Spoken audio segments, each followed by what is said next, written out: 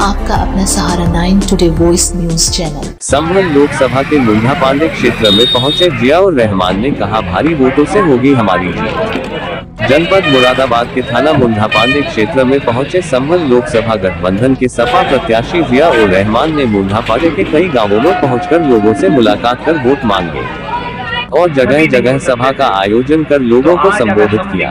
इस अवसर पर दूर तक उनके साथ 4 पहिया वाहनों व 2 पहिया वाहनों की लंबी कतारें लगी रही। ग्राम पंचायत नियामतपुर इकरोटिया व सिरसखेड़े के बाद गोविंदपुर खुर्द अपने काफिले के साथ पहुंचे। जियाउर रहमान ने लोगों से कहा कि कभी मैंने और मेरे दादा मोहतरम ने किसी के साथ बिरादरी परस्ती की बात नहीं की, हमेशा सत्य का साथ दिया है।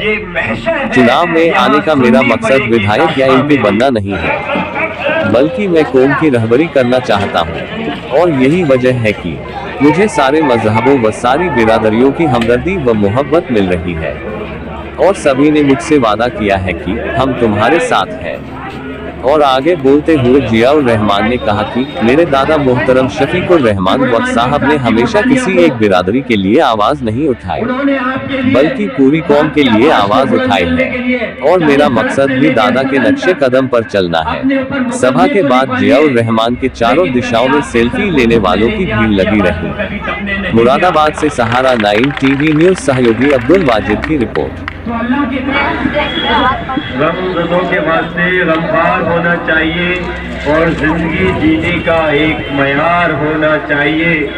मालो दौलत शानो शौकत चाहे पास कुछ न हो, मालो दौलत शानो शौकत चाहे पास कुछ न हो, मगर इंसान को साहिब किरदार होना चाहिए।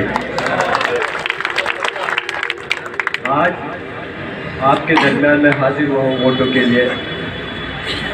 यकीनन लोकसभा का इलेक्शन का वक्त बहुत कम बचा है और लोकसभा का क्षेत्र बहुत बड़ा होता है और कोई भी प्रत्याशी हो किसी भी क्षेत्र के अंदर, मैं इस बात को गारंटी के साथ कह सकता हूँ, अकेला खुद प्रत्याशी पूरी लोकसभा में जो 1-1.5 महीने का वक्त होता है, उस 1.5 महीने के अंदर हर जगह पर नहीं पहुंच सकता। मैं आज आपके दरमियान में हाजिर हुआ हूँ और ऐसा नहीं है, पहले भी आपके आता जाता रहूं। मेरी आपसे दरख्वास्त है कि ये इलेक्शन अपने आप में एक खास हैसियत रखता है और इस इलेक्शन के अंदर आपको ये सोचना होगा कि सिर्फ लोकसभा का चुनाव के मद्देनजर से नहीं देखना,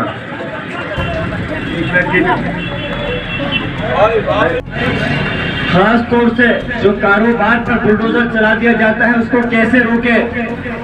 हमारे इस प्रदेश और देश में जो क़यादत, जो रहनुमाई को कम करते हुए खत्म करने की कोशिश हो रही है, उसको कैसे रोके।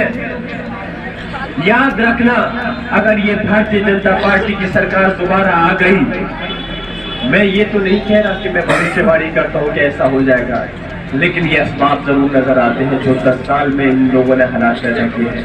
आने वाले वक्त के अंदर हम सोच भी नहीं सकते हमारा कितना ज्यादा नुकसान हो सकता है।